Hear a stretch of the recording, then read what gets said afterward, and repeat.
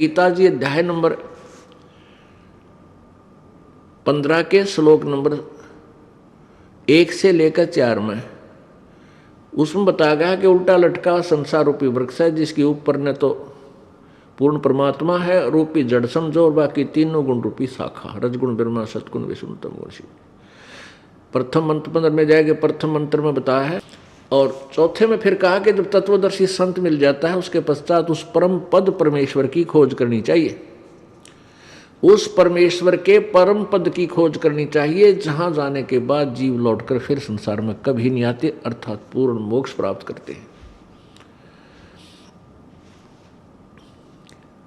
गीता ज्ञानदाता अपने बारे में कहता है चौथे अध्याय के 5वें श्लोक में, अर्जुन तेरे और मेरे बहुत जन्म हो चुके हैं, तू नहीं जानता मैं जानता हूं। फिर 9वें श्लोक में कहा है चौथे अध्याय के में कि मेरे जन्म और कर्म अलौकिक है।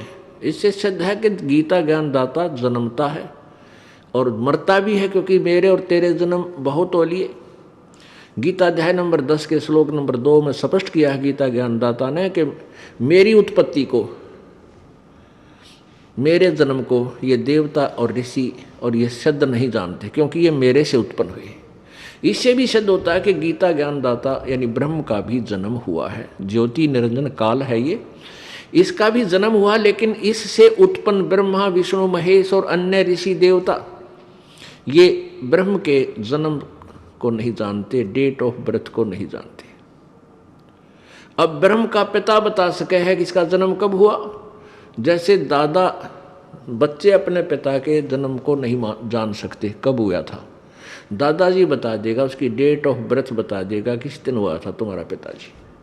तो ऐसे पूर्ण परमात्मा कबीर जी ने आके बताया है, वो उनका सबका हमारा सबका दादा है। इन ब्रह्मा विष्णु महेश का दादा है वो, और काल का पिता है। वैसे तो दूसरी संज्ञा में हम जब जाएंगे आत्म रूप में सतलोक पहुंचेंगे तो सीधे वो हमारे पिता ही हैं। ये ज्योति निरंजन भी उसी का बेटा है, हम भी उसी के बेटे, लेकिन इसने यहाँ आकर के हमारा अपना नाता चेंज कर दिया, इसने सारी व्यवस्था बदल ली। तो यहाँ हम इस दृष्टिकोण से बता रहे हैं कि पूर्ण परमात्मा कबीर जी सत्य पुरुष परम अक्षर ब्रह्म ये ब्रह्मा विष्णु महेश का दादा है और काल का फादर है। तो कहने का भाव ये है कि गीता ज्ञान दाता अपना मंत्र बता रहा 8वें अध्याय के 13वें श्लोक में, और फिर कह रहा है कि परम अक्षर ब्रह्म उसकी साधना करने से फिर कभी लौटकर 15वें अध्याय के 1 से 4 चौथे श्लोक में कहा कि जब तत्वदर्शी संत तुझे मिल जावे, जिसके विषय में चौथे अध्याय के 34वें श्लोक में कहा गया है। तत्वदर्शी संत की खोज कर, चौथे अध्याय के 34वें श्लोक में कहा है कि तत्वदर्शी संत की खोज करो, और उनसे फिर उस चौथे अध्याय के 32वें श्लोक में जिस परम अक्षर ब्रह्म सच्चिदानंद घन की वाणी यानी उस तत्व ज्ञान के विषय में कहा है कि उसमें विस्तार से ज्ञान दिया हुआ सच्ची भक्ति का, पूर्ण मोक्ष मार्ग का। तो चौथे अध्याय के 34वें श्लोक में गीता जी में कहा कि उस तत्व ज्ञान को जो सच्चिदानंद घन की वाणी में है, उसको किसी तत्वदर्शी संतों के पास जाकर समझ, उनको दंडवत प्रणाम करने से, कपट छोड़ करके प्रसन्न करने से वह तत्वदर्शी संत तुझे सतमार्ग बतावेंगे।